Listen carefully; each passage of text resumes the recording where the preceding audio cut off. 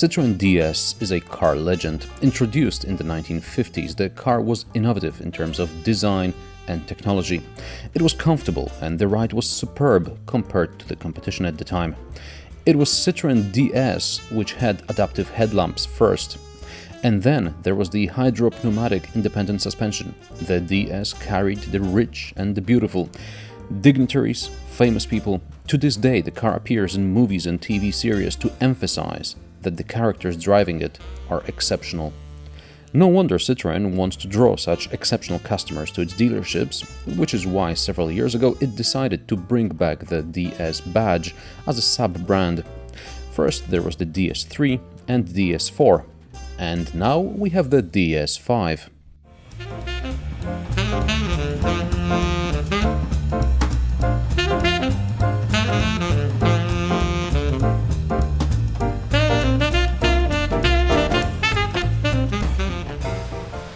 On the outside, the DS5 looks completely out of this world. I really appreciate what the designers did here. However, this crossover between a minivan and a hatchback, I'm not sure whether this is something that will draw me to the next Citroën dealership on my way home.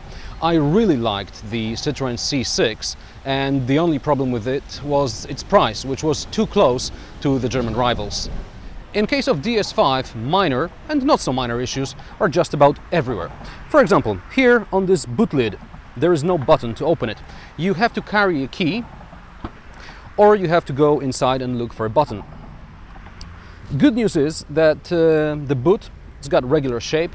It's 465 liters. However, if you choose a more efficient hybrid version, you can kiss more than 100 liters of this space goodbye.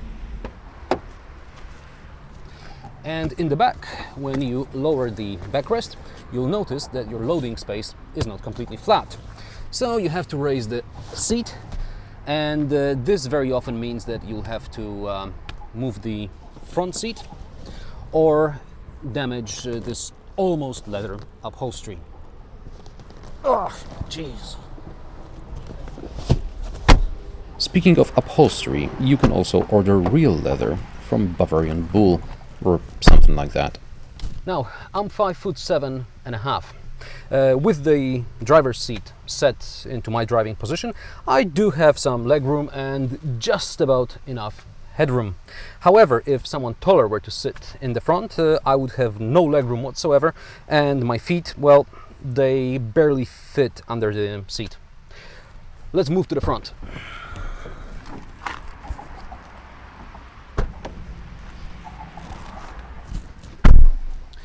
In the front, it's a bit like an airplane cockpit here.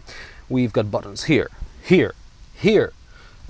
We even have some cubbies up here, 2 of them actually, and I think they're totally useless because you're not going to really use them when driving, are you? And then, after you look at all these buttons, you realize that they're very mundane, prosaic. These 3 here are for the head-up display, and these 3 are for the sunroof cover. I don't know why it's divided into 3. I mean, it's an overkill unless I'm the only person who wants to have his bit of sunroof covered.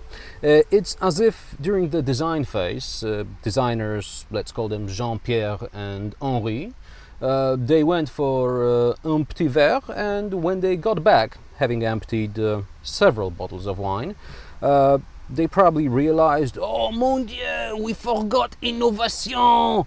I know, we will add all these buttons and it will look like creative technology, huh? Honestly. And there are only more issues when you get behind the wheel. First thing you notice is that you don't have anywhere here to put your mobile phone or key for that matter. Now this ignition here is not really an ignition. It's here only because you have to have a place to put your key. As far as the mobile phone is concerned, it either has to go here in the center cubby, or here there's a little shelf over here, but you can't really see it, can you? Cup holders, well, in the door bins there are these tiny little things that you can theoretically fit a can in. Now the problem is that once you shut the door, contents of the can will be splashed all across the cockpit. A small bottle of water maybe Well, if it hasn't fallen over yet, let's try to open the glove box. Oh, oops. And speaking of glove box, just see for yourself. Now, Citroen has always been praised for its hydropneumatic suspension. So, what does Citroen do with the DS5?